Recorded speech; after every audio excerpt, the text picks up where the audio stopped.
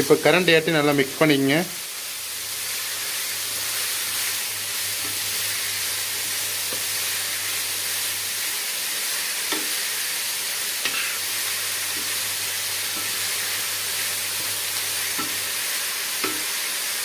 நல்லா வதக்கிக்கிங்க.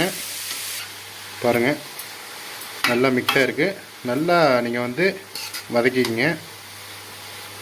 நம்மளுக்கு வந்து இந்த முள்ளங்கி பொரியல் வந்து இந்த முட்டைக்கோஸ் பொரியல் டேஸ்ட்டுக்கு வருமா, அந்த மாதிரி நம்மளுக்கு டேஸ்ட் வரும். சூப்பராக ரெடி ஆகிட்டுருக்கு. மூடி போட்டு இப்போ மூடி போட்டு எவ்வளோ நேரம் இருக்கணும்? ஒரு 5 நிமிஷம் போடுங்க. Okay okay. இப்போ நம்ம வந்து அடுப்பை சிம்மில் வச்சிடணுமா? அடுப்பை சிம்மில் வச்சுட்டு மேலே ஒரு மூடி போட்டுடலாம்.